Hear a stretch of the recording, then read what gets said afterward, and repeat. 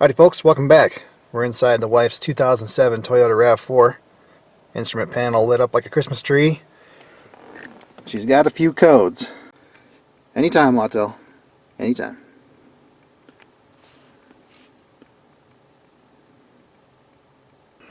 Hi, pup. Got my helper in the back seat.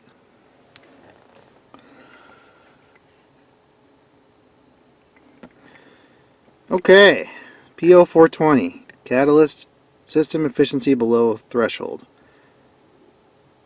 P1578 brake system. Well, that's interesting. I am not familiar with that code. Huh. Alright, I pulled up some live data here. So these Toyotas are a little bit different than what we're used to with our domestic cars. Instead of having an upstream and a downstream O2 sensor, they have a wideband O2 or an air-fuel ratio sensor on the upstream, and then a regular O2 sensor on the downstream. But what we're looking at is basically no activity on the downstream O2. So we're just going to kind of watch this thing and see how long it takes for that O2 sensor to come alive. And I've already driven this car once this morning, so it's not entirely cold. So I'll bring you back when we get some action on this thing. It's been running now for about 2 minutes. So I guess I should explain that the downstream O2 sensor is the one that monitors the catalytic converter. I mean, that's really its only purpose. And I think right now we can say that that O2 sensor is junk. We're at 4.5 minutes. It's actually been more like 6.5 minutes because it was about 2 minutes before I actually pulled up this graph. And we still have 0 volts on that O2 sensor. So I looked up the specs for the original Denso O2 sensor, and it says anything over 4 minutes with no action on the O2 sensor means that it's no good.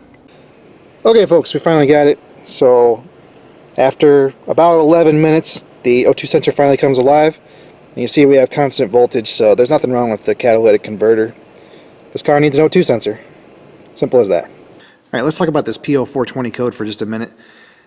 I'm not worried about that P1578 code, that brake system code. I'm guessing that's some kind of anomaly. On these Toyotas, when you set a code in the PCM, you also get codes in the ABS module, the VCC module, or the VSS module, stability control, VSC, whatever it's called, the cruise control module. So basically when you have a code in the ECM or the PCM, it's going to lock out all those systems, and sometimes you get a bunch of weird codes and it's hard to sort out what's important and what's not. But let's talk about this P0420. So a P0420, P0430, those are catalyst efficiency codes. So the 420 is bank 1, the 430 is bank 2. This car only has one catalytic converter, so we only could ever get a P0420. So the way the system is set up, here's your engine. Now the exhaust is going to come out and it has an upstream O2 sensor. It goes through the catalytic converter and there's a downstream O2 sensor. And the PCM uses a catalyst monitor to basically monitor whether or not the catalytic converter is working. And it uses the information from the downstream O2 sensor and compares it to the upstream O2 sensor to make a decision on whether or not the catalytic converter is actually working efficiently. And it's kind of hard to interpret on this car because on this car, the upstream O2 sensor right here is a wideband O2 sensor. It's an air-fuel ratio sensor. So instead of showing this normal switching pattern like what we would see on a domestic car like a GM, most older Fords, Chryslers, whatever. Now some of those are going to air-fuel ratio sensors too, but this is what we're used to seeing, right? So it's switching constantly from rich to lean. So lean to rich, whatever. And it's looking at the downstream O2 sensor and saying, hey, does it mirror what I'm seeing at the upstream O2 sensor? And feel free to correct me if I'm wrong, but my understanding of how the catalytic converter works is that the catalyst inside this converter, it's a chemical reaction. The chemical reaction is actually powered, for lack of a better sense, by the switching of the exhaust mixture from rich to lean. So the catalytic converter, it stores up oxygen and then releases that oxygen, and in the process it's going to smooth out the rich lean switching of the exhaust, and when we get out of the catalytic converter we should have basically a steady voltage. And the catalytic converter needs this switching from rich to lean in order to actually function. So if we just had, a steady air-fuel mixture right here, the catalytic converter wouldn't actually work. But under steady state conditions, so like at idle or at a steady cruising speed, the injection system is constantly switching from rich to lean. Now, the period of this may be like once every second or somewhere in there. And that's causing the catalytic converter to store and release oxygen, which basically makes it work.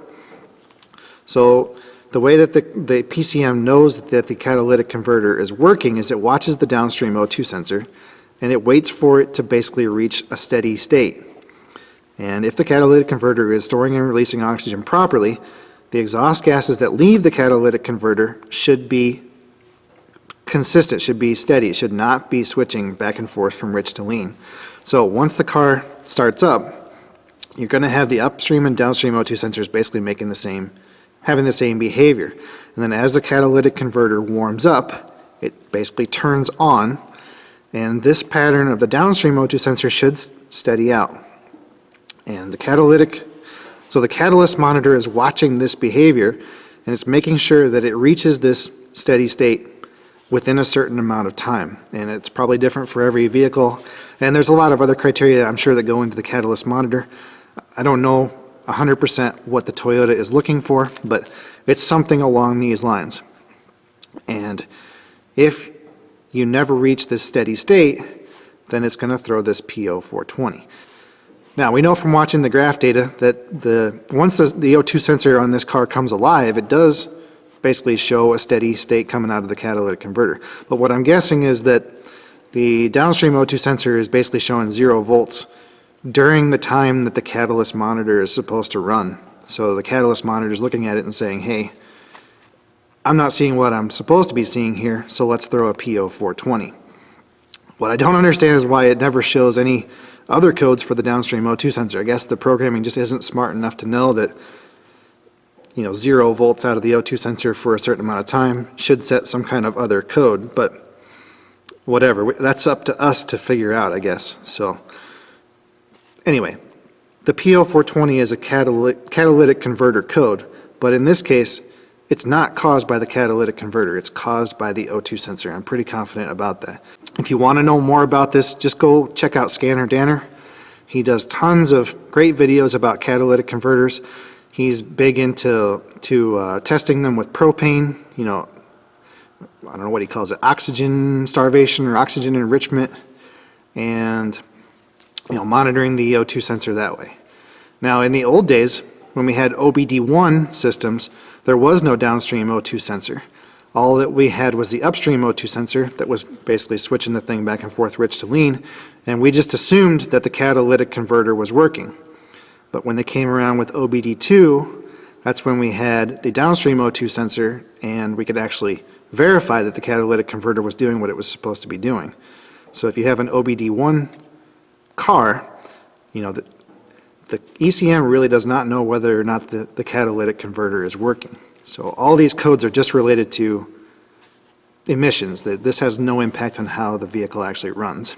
So I hope that kind of clears it up. There's lots of good videos out there about how the O2 sensors work and how the catalytic converter is monitored by the O2 sensors. Check out Scanner Danner or Diagnose Dan or some of these guys. And there's lots of weird things that can happen, like if you have a crack in the exhaust manifold allowing oxygen to come into the exhaust, that can fool the downstream O2 sensor and cause all kinds of problems. Blocked catalytic converters can cause all kinds of problems. Malfunctions in the upstream or downstream O2 sensor causing, phantom P0420 codes to come in. So I guess what I want to say is if you had the P0420 code, don't just assume that your catalytic converter is bad. You have to do your homework. And you don't need a fancy scan tool to see all this stuff. Any OBD2 reader that can do live data should be able to show you whether or not you have active voltage on your upstream or downstream O2 sensor. Well, I got my helper here, making sure the toolbox doesn't roll away. Maxwell, pump up. All right. Max, come here, pup. I'm gonna have to talk to OSHA. We can't put the car on the lift with the dog inside.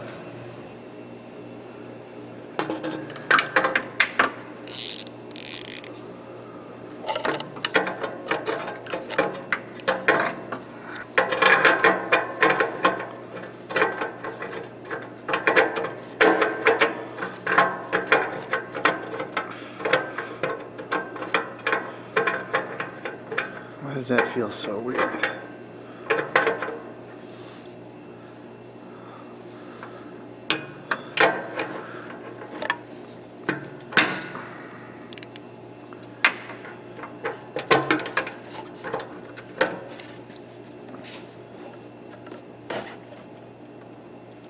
Oh. He's a little tight.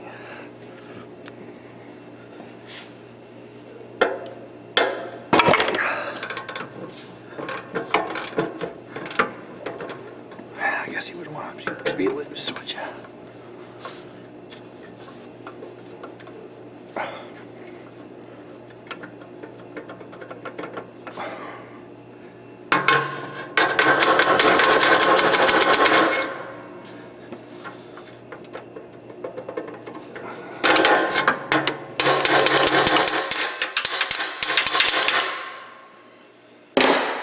Stand by, folks.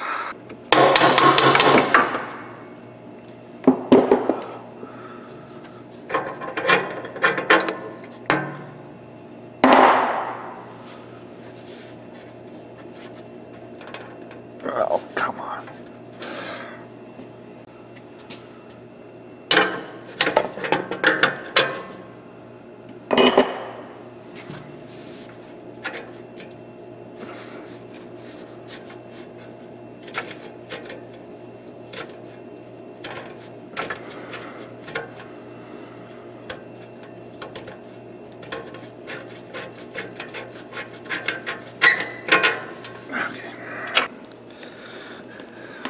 I was just going to wing an O2 sensor into this car because I'm 100% confident that that's the problem, but I suppose we ought to do a tiny bit of testing. And if there's one thing I've learned about YouTube, it's that if you don't show it on the camera, no one believes that it really happened. So here's the test. 4-wire O2 sensor. This is a heated O2 sensor. The 2 wires that are the same color almost always are the heater circuit. So, got my meter set for resistance, 8.3 ohms across the heater circuit. So there's nothing wrong with the heater in this O2 sensor. That is not the reason why we're not getting action on the O2 sensor sooner. The O2 sensor is bad.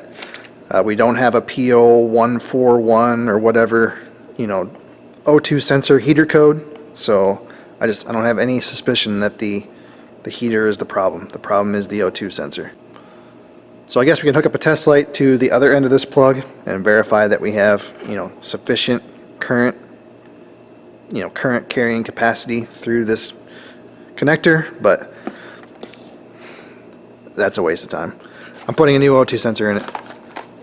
So I was trying to do a tally of how many O2 sensors I've put in this car. Pretty sure the factory Denso sensor was replaced once under warranty. Then I replaced it with a Bosch. Then I replaced it again with a Denso factory O2 sensor. That's this one right here. And I'm going to replace it for the 4th time with an NGK. So we'll get a little sample of every manufacturer's O2 sensor. And it looks like it's the same. Plugs are good. It's got the same, whatever it is, M18 thread. So yeah, that's where we're going. The only thing I don't like about this NGK, the cord is a little bit shorter. Hey. Yeah. Are you cold? Yeah. That's why I went inside and got a coat. So the sensor comes with a little bit of goo on the threads. So we should be able to just pop this guy right in.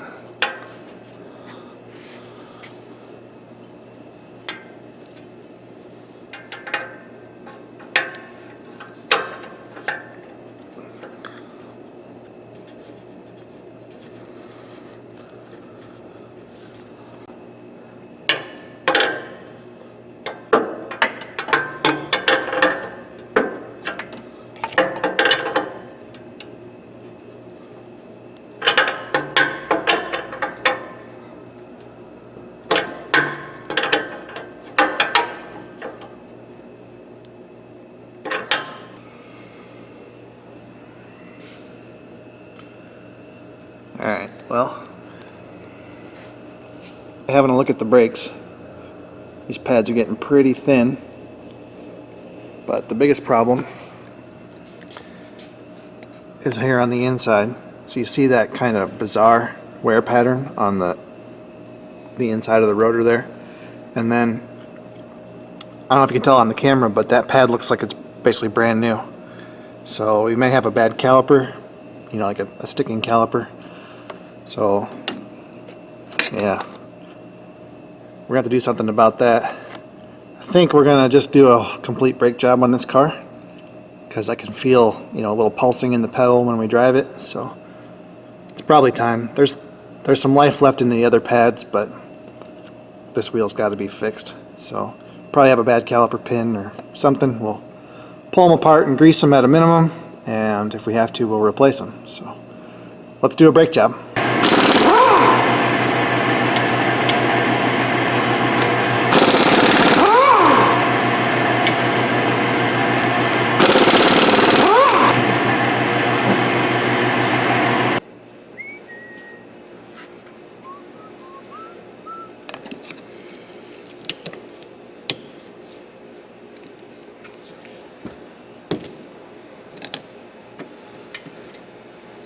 Oh boy, what can I pry on here?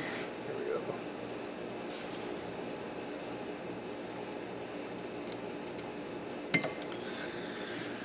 Okay, well, I guess the caliper is not seized because it moves pretty freely.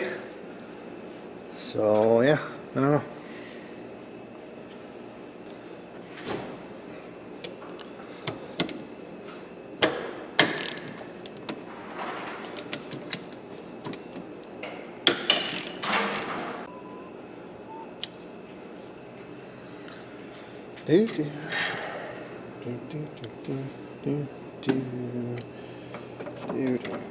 Oh boy. The old brake lines are looking pretty crusty. Pretty crusty.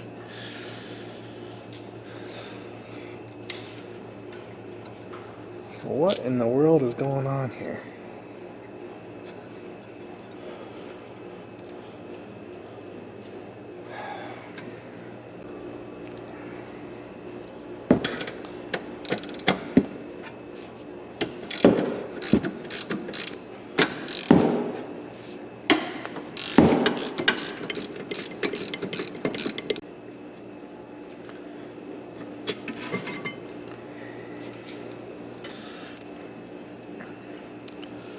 Okay, well, I'm thinking we got our good out of that brake pad right there. But you see the inside one is just like brand new. So something wasn't floating the way it should have been floating. I don't know.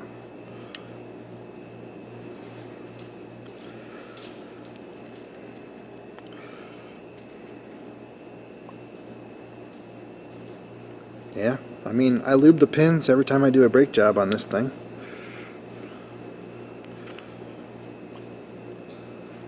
So that's not the problem.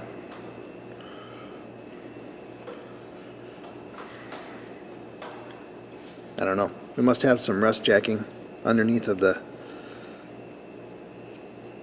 little clip here, keeping this pad from wanting to go where it should go. But it's froze right in there.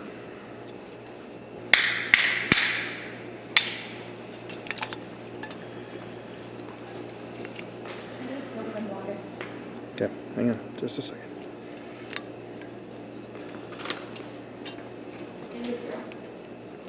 Drills are in the top drawer, left side.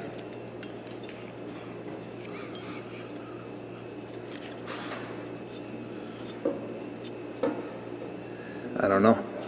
It's not that bad.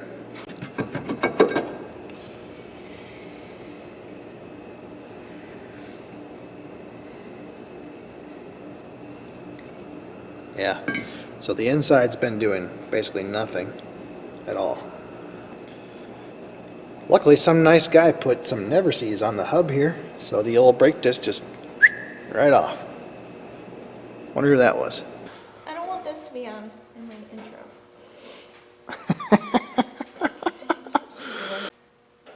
the only thing on this channel that gets more negative feedback than my worn out boots are these foggy headlights. So today we're doing something about it, aren't we? Yay! Woohoo! No more stupid comments, Shout out to my students, hey! who you will not see until sometime in April. Maybe. Iowa hasn't decided yet. Oh, thanks, coronavirus. It's like I got myself a full-time shop assistant. Great. Alright, so what we gotta do is clean up these caliper brackets. But the thing is, you gotta be careful with these things. They're kind of like exhaust manifold flanges. And even if it looks like you got it clean, chances are you don't really have it clean, because all you're doing is polishing the rust. So here's the test. Got a nice kind of sharp cold chisel here. See how what used to be shiny just flakes off?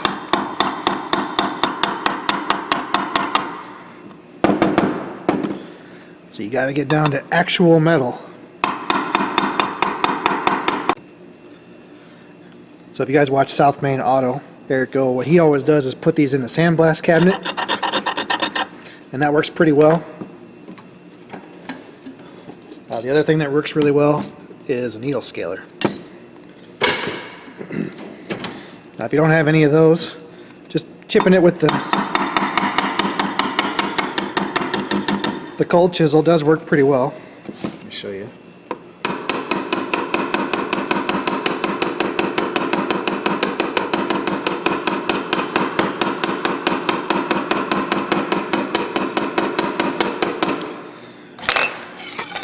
Or if you can get a really aggressive file, usually that'll work too. So I just blasted these real quick in the sandblast cabinet, but you can see I still have some spots here where it wouldn't quite get through all the scaly rust. Now this sounds pretty good.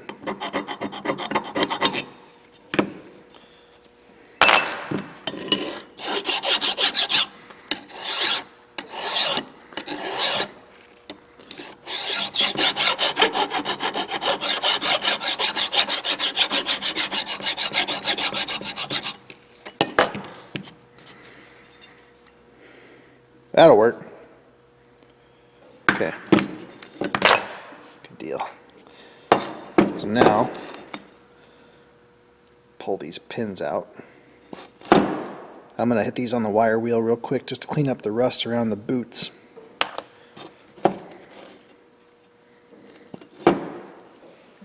Caliper slide pins are cleaned up. We're going to put those back in. Now, for years, what I used was this stuff, Sil-Glide from Napa. Love this stuff. It's a silicone-based grease. And you'll see right here, of the many uses, brake parts, prevents pad squeal, eliminates caliper sticking. I never tried it on a fan belt. That's interesting. Anyway, this is what I always used. Put some on the caliper slide pins, shove them in there, good to go. A little bit on the back side of the inboard pad, a little bit on the fingers of the caliper on the outboard pad. Everybody's happy. But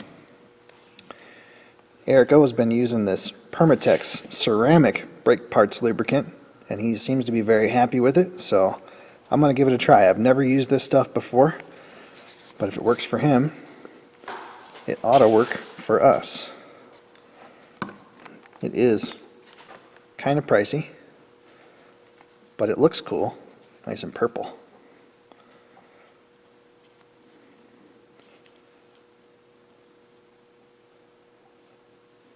So don't go crazy on these caliper slide pins, because you can basically hydro lock them in the bores, and that's not good.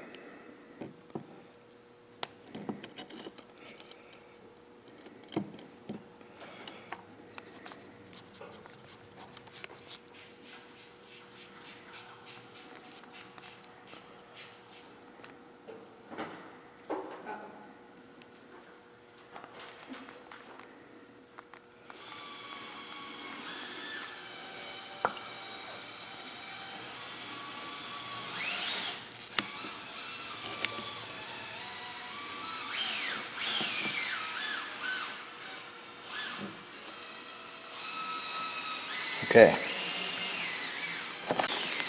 Now we're also going to be using these CarQuest Gold Wherever brake pads. Don't have much experience with these. I've been a big fan of the Napa Gold brake pads, but my local auto parts store is a CarQuest, not a Napa. And I guess a lot of shops around here are using these. They haven't had a lot of complaints, but when it comes to brake pads, it's one of those things where once you find something that works, you're very hesitant to change because, comebacks on brake jobs can get pretty pricey.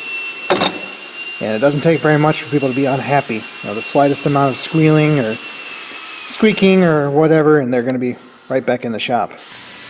Well, I guess we'll try and see how it works. It comes with new clips.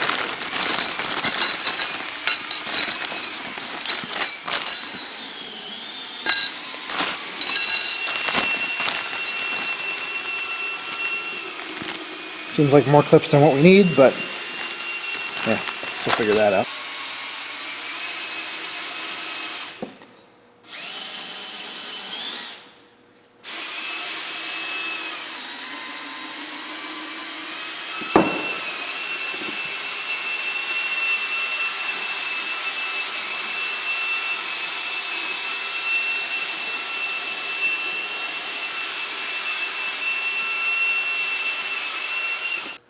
Alright, so I figured out why they gave us 4011 clips.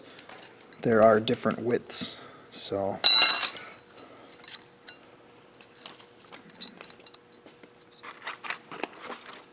yeah, can you see it? There are different widths on the inside. So my calipers take the wider ones.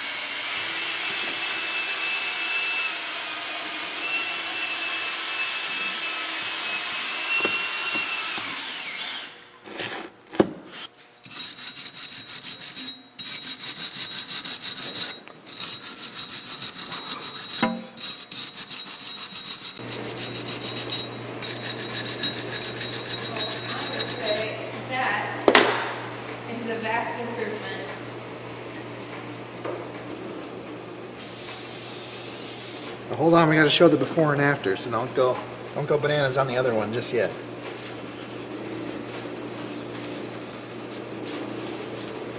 Is it on? It's on. Alright, so I am following a 19-step procedure in cleaning my foggy headlights. And I already got in trouble because I already got it wet, but they're pretty terrible. They're as old as the car. And step one is to make sure they're clean. So this is the passenger side one. I've already done the driver's side one. And we're hoping that I can see better at night. No. The real motivation is to prevent all these comments on the YouTube channel. Oh, okay, sorry. To prevent all the comments on YouTube. But for me, it's so I can see better while driving at night.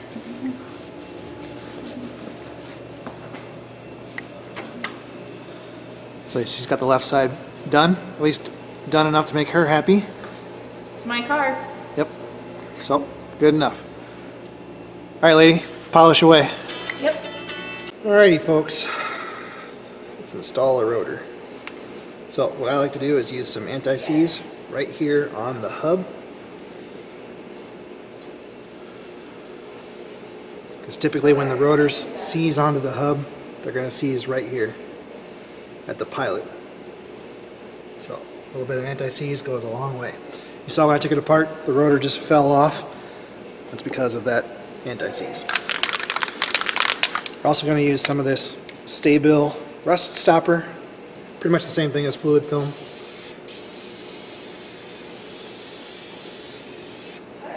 We'll hose that down. Just don't get it all over your park and brake shoes if you can help it. So, got us a new rotor. This is a painted rotor. Pretty fancy. I know, but I will try to get it together. Alright, ready? Alright.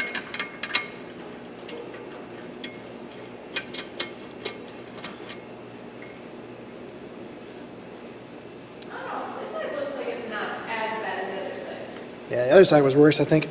Alright, I saved this little rubber plug out of the old rotor. That's for your parking brake adjuster. But nobody ever uses the parking brake, so pretty much no reason to ever have to adjust it.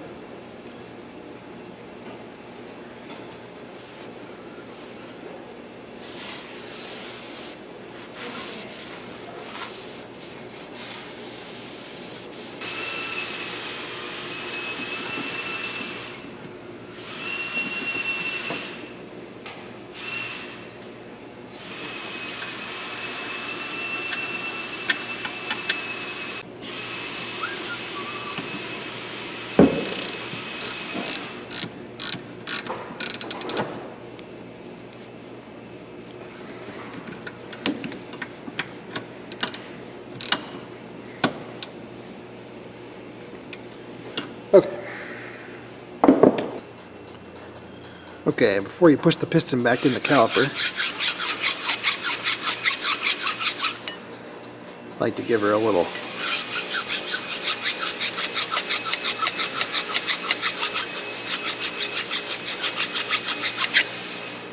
love with the file here.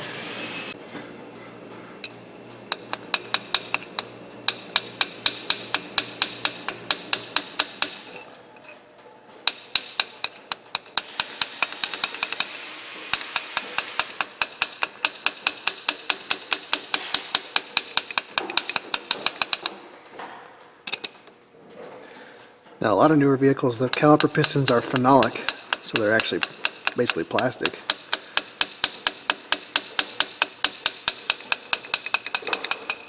But these are metal.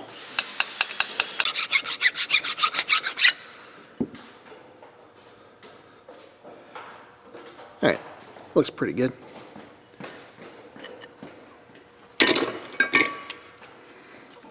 I bought this fancy Lyle piston compressor.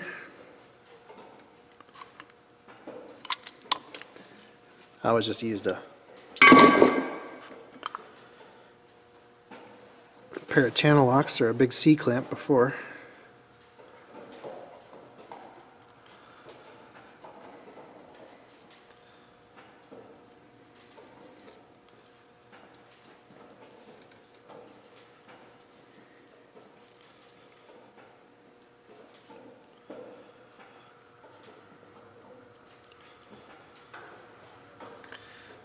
So basically we just want to grease up anywhere that there's metal to metal contact, because if we get rust in there, we don't have a good surface, then that's where we get squeal.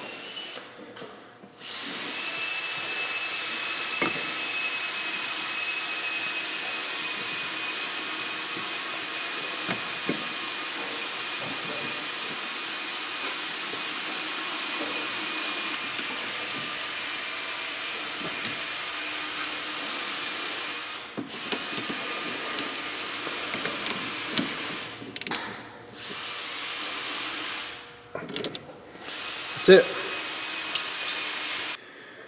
Alright folks, here's the right side caliper on the rear axle. Got a little bit of a snag here. The boot is torn. Pretty well jacked up here really. So we need a caliper, because I'm sure I can't get parts to fix this one. So yeah, let me see if we can get one of those. Same thing but different up here on the front.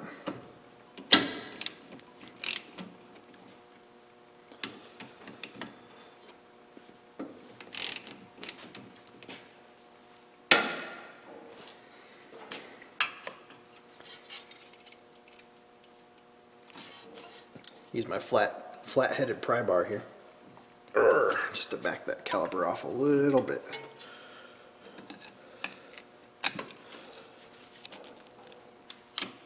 There we go.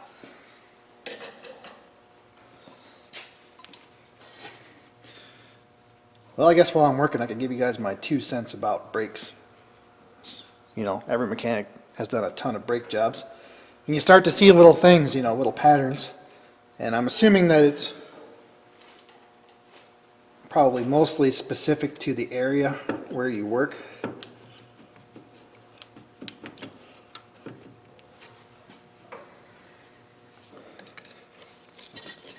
But what I've found in this area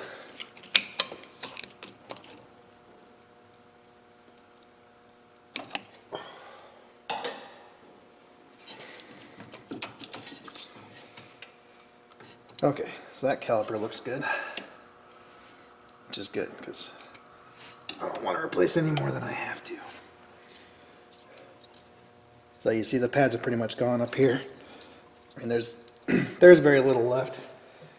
Anyway, what I've found in my area is that, first of all, you're never going to get better pads and rotors than what you get from the factory. So the first set of pads and rotors are always the best. So as far as pad slapping, you know, just replacing the pads and not replacing the rotors, what I've found is usually with the factory rotors, the first rotors that you get on the car, you can pad slap those at least once.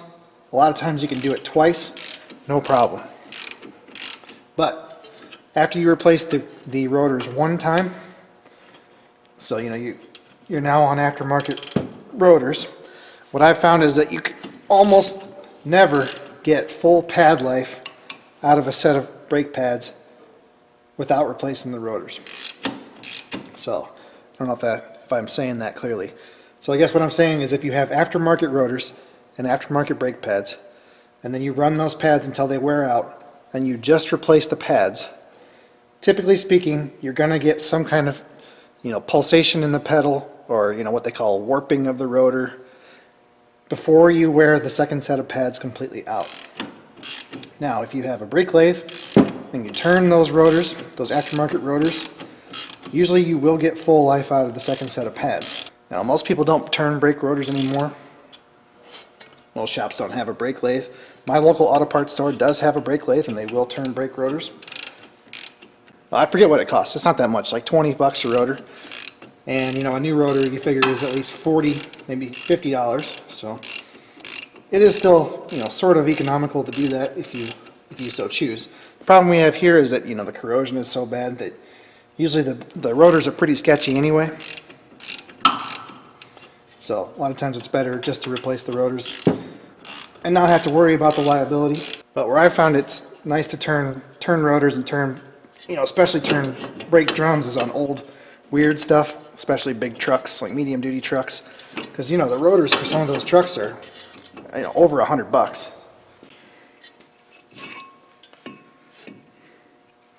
Yeah, not much left of those. So it's a good thing we're doing it.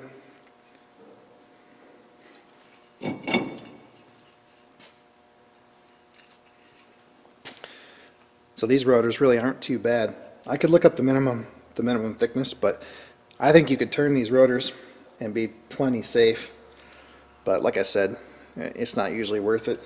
So I guess what I'm saying is that, you know, pad slapping is okay as long as you know you have good quality rotors. But typically with these aftermarket rotors, when they start to get thin, they start to kind of warp or distort or whatever. And it's been my experience that you rarely get full pad life out of a second set of pads on an aftermarket set of rotors. Well, nobody in the area has a... God, are you serious? The second I started talking, the furnace kicks on. Alright, nobody in the area has a right rear caliper for a 2007 Toyota Rav4. So we're on hold until tomorrow morning. But it's almost 4 o'clock now, so I guess that's okay. This is the first hub I've had that actually has some rust on it.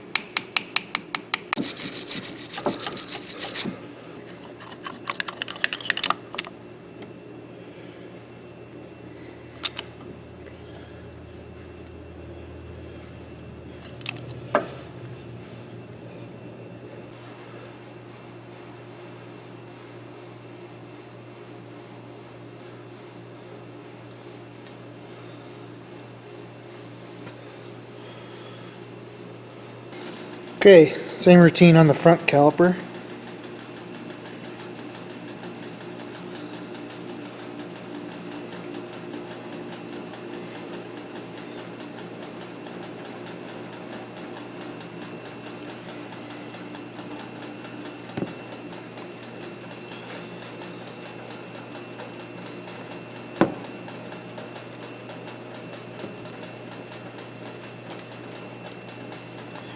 There we go. The pins are not the same front to back, so you got to make sure you get that right.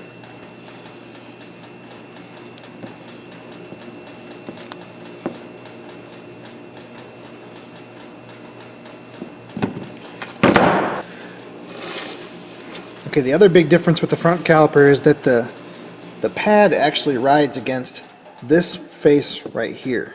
This notch isn't as important. So the pad sits in here like so. So it actually,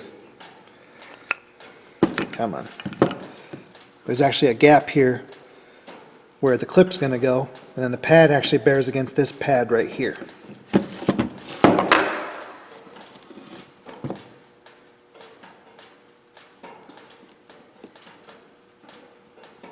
Then the clips look like this.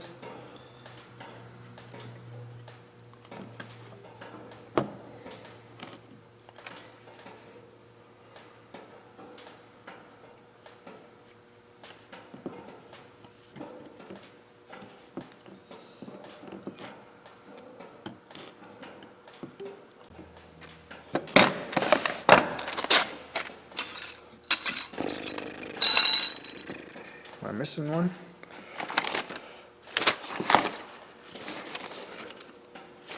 Looks that way.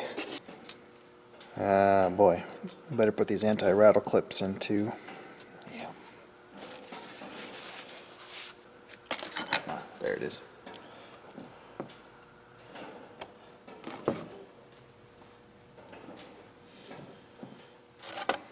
Okay, now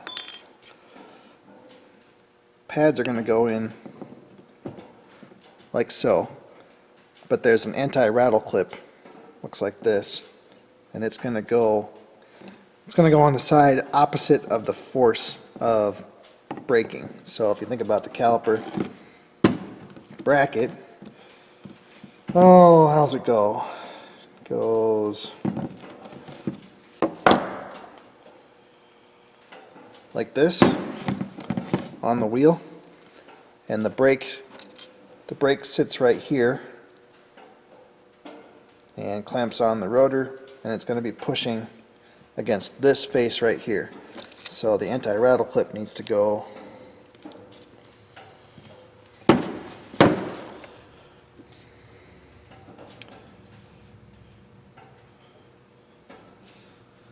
like this.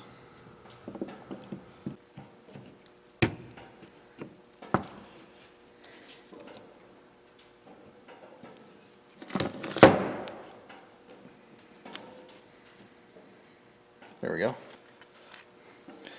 So I know a lot of people don't use the anti-rattle clips, but I think it's a good idea. You know, you don't want that thing banging around up there driving you crazy.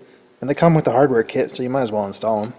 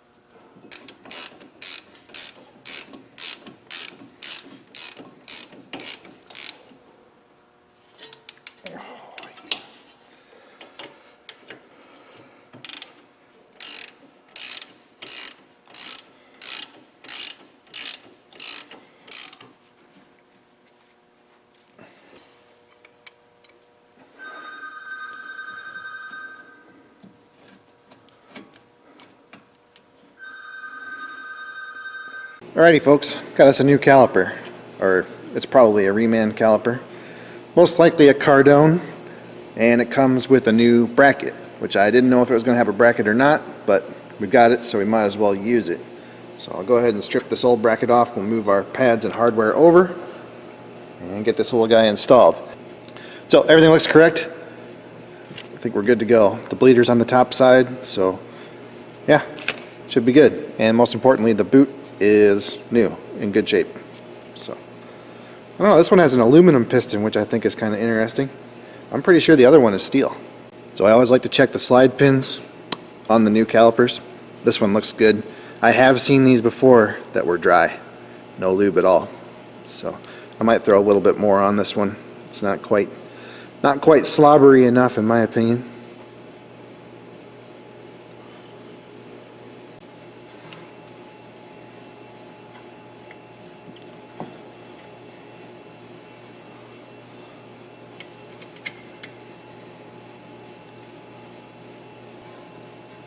Alright, torque to factory spec.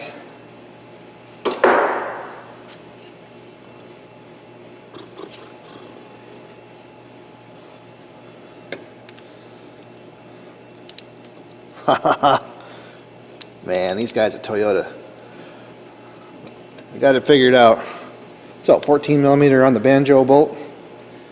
That's nice. I mean, they could have easily been dicks about it and made us get a different size socket or different size wrench, but they were nice. Well, not so fast there, fella. Does anybody see what I missed? I forgot to install the anti-rattle clip.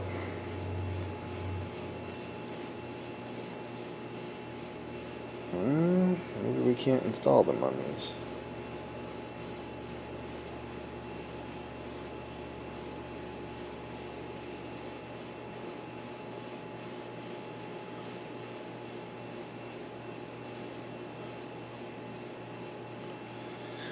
So I'm not sure. This is like an anti-rattle clip slash a squeaker. I'm thinking. It's got to go in like that, otherwise it's going to hit. I don't remember the other ones having, the old pads having a anti-rattle clip, but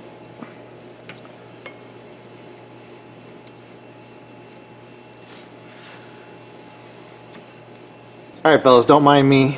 First brake job ever, apparently. Somehow I put the anti-rattle clips on the front calipers, or the front pads, in backwards.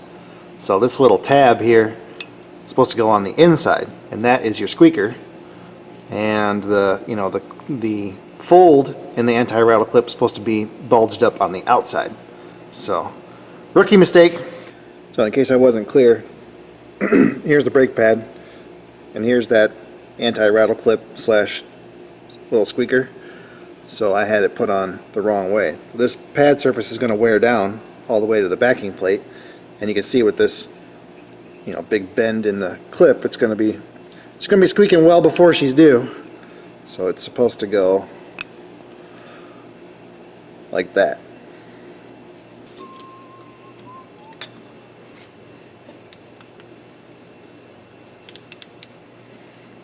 Okay.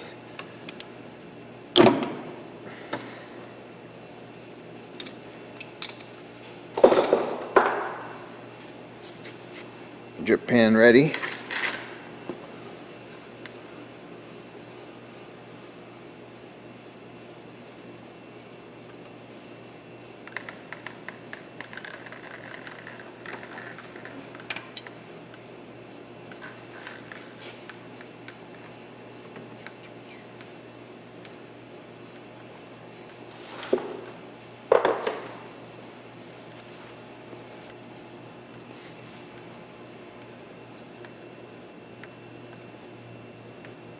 Ah, it's pretty clever. Japanese, they're always thinking. Yeah, I mean, it really looks pretty clean. So I don't think we need to go bananas on that.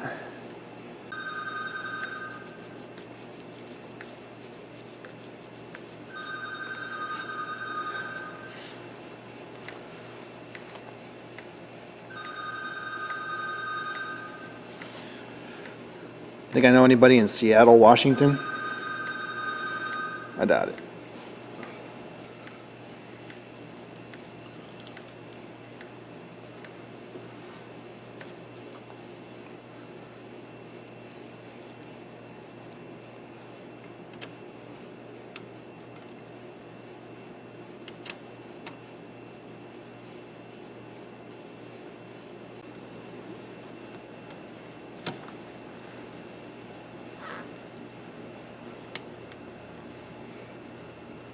Well, you see, folks, this is the kind of crap I'm talking about.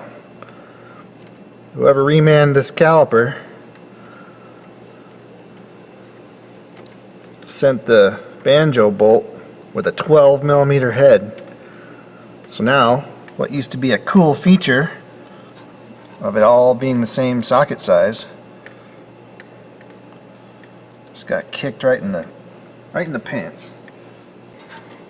So I'm not putting up with that. We're going back with the old bolt. Nothing wrong with it. So the next time we replace this caliper, we won't have to walk 2 steps to a toolbox to get the different size socket. Gotta draw the line somewhere, folks.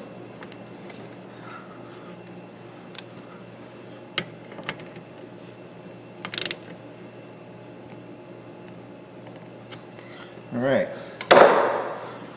Torque that to factory spec. Hose her down.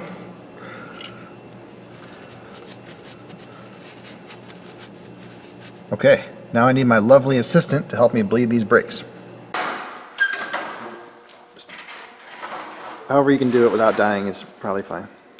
I'm gonna probably die of coronavirus. No. We're young, we'll be fine. Oh yeah, no worries. It's alright, pup. Okay. Time to bleed some brakes. Everybody always goes bananas when I don't put a hose on the bleeder. So, here we go.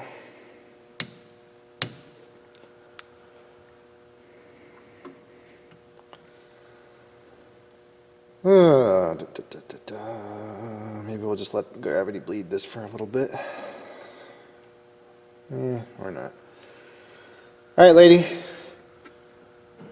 Push your brake pedal down a few times and pump up the brakes.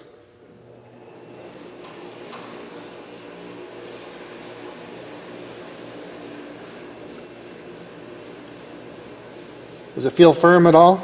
Yeah. Okay. Push down. Let up. Push down.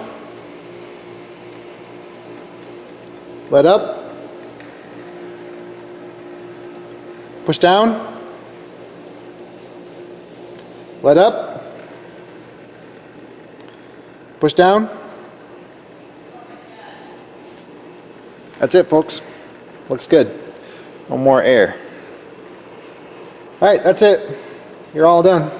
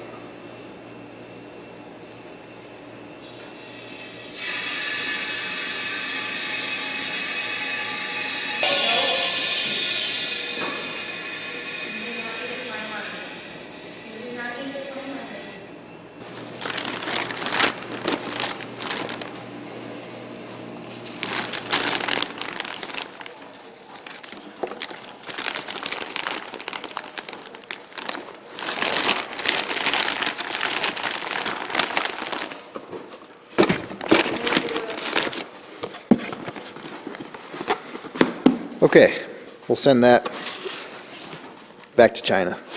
We're gonna try a new tool.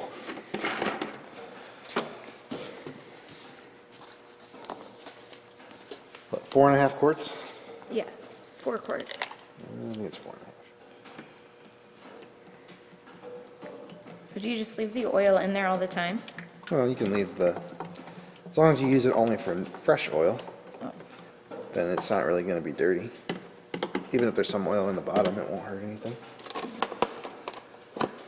So you won't clean it each time? Yeah, you don't have to clean it. Maybe have one for, I don't know, gear oil or something, and the other one for engine oil. That's the theory. That's why I bought two. Seems like a waste of money. Have you used a funnel? Funnels are terrible. No, I just follow the directions on the bottle and pour it in. Oh, yeah. That's how we get oil all over the top of your engine. May have to loosen the top cap.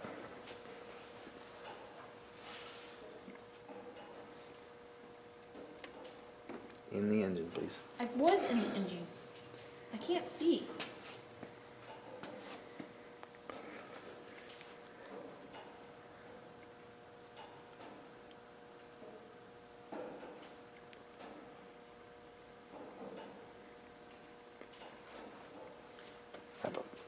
Wrap up here. Yeah.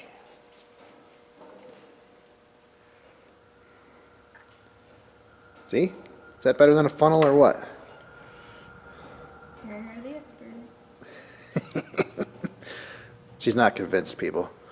Not convinced. But I like it. It's your shop. The only thing is I need one that's about 4 times as big for doing these stupid power strokes. 14 quarts. Should be good enough for our initial fill. Oh, do you have any windshield wiper fluid? Do I have windshield washer fluid? That's a good question.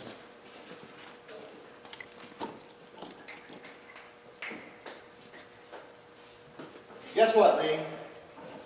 Do you have a funnel? It's your lucky day. Do I have a funnel? We just went through this whole rigmarole about how terrible funnels are. Now, what do you want? A funnel. There's a cap in this one.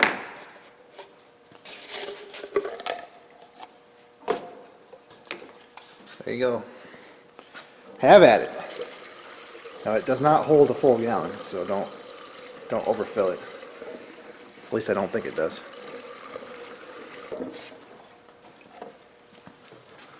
Oh, you'll make a liar out of me. Nope. Yeah, that's what I thought. It's a little bit less than a gallon.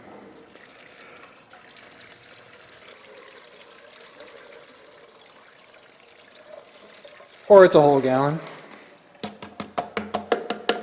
I don't know why anybody watches these videos. I have no idea what I'm talking about, obviously. No idea what I'm talking about. I don't want people to think I forgot to put the cap back on. Oh yeah, if you don't show it, it didn't happen.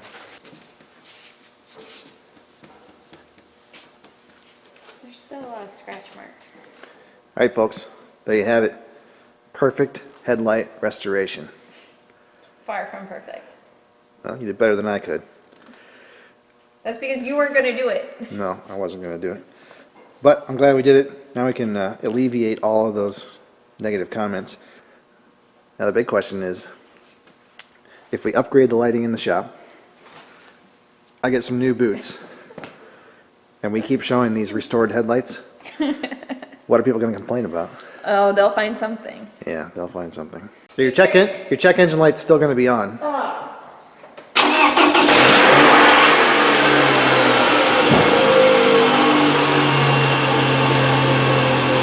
That's good.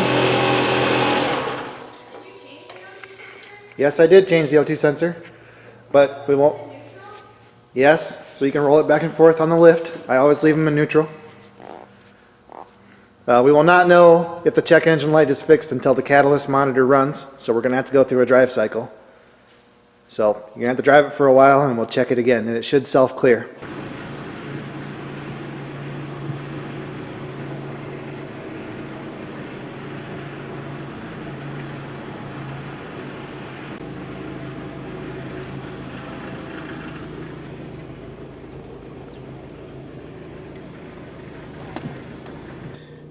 Alright folks, hope you can see with all the glare, but the downstream O2 sensor just became active after about 2 minutes. So that's pretty normal. That's what it should do. So nothing wrong with the circuit or the ECM or any of that stuff. It just needed an O2 sensor. And what did I say? We're on the fourth O2 sensor now? Maybe the fifth? So I don't know why it's so hard on downstream O2 sensors, but it certainly is. So I'm sure we've got this fixed, but we'll have to wait for the catalyst monitor to run in order to clear out that P0420 code. So she's going to have to drive it for a while, go through the drive cycle, and then it should self-clear. If it doesn't, we'll just go ahead and clear it. As long as the monitors run, we're good to go. Well, Max and I are out for a little shakedown. Say hi, pup. Just make sure the brakes are good before we give it back to her. So we'll do a couple of kind of quick stops here. Get the pads bedded in. A lot of tribalism about how to properly bed in brake pads. I don't know what the right answer is. Just drive it. In my opinion, it's fine. But whatever. Just want to make sure you got good brakes before you give it back to the customer, especially a customer as important as your wife. This is an easy brake job, like I said, and there's not much to it, but thought it might be interesting for you guys. And that caliper threw us a little bit of a curveball, but that's really not that big of a deal. Caliper's kind of pricey for these cars. I think that was $65, but some of the GM cars, like the old Buicks and stuff, you could buy a whole caliper for those for like 15 bucks. It's almost so cheap that you might as well just buy calipers every time you do the brakes. Alright guys, I suppose that's it. Probably won't be much of a video. I mean, it's just a simple brake job, but thought it might be interesting for you guys. I suppose I'll get a lot of flack about not opening the brake bleeders when I push the caliper pistons back, but where I live, because of the corrosion, generally the rule is do not touch the brake bleeders. You're asking for trouble there. So I just push them back, and I've never had a problem. I've never had a problem with an ABS valve or any of these myths that you hear about on on forums or whatever. So I just don't think that's a big deal. But tell me what you guys think. Leave me a comment. If there's some kind of special sauce that you use on brakes that works really good, or you have a special brand of brake pads that you found works good, tell me about it. I'm always open to ideas. And like I said, every mechanic does a lot of brake jobs, so anything you can do to make the job go better is money made and time saved. Come on, pup. Let's get some tacos. Come on, buddy. It's lunchtime. Taco time. Come on, pup. Come on, buddy. Tacos. Yeah.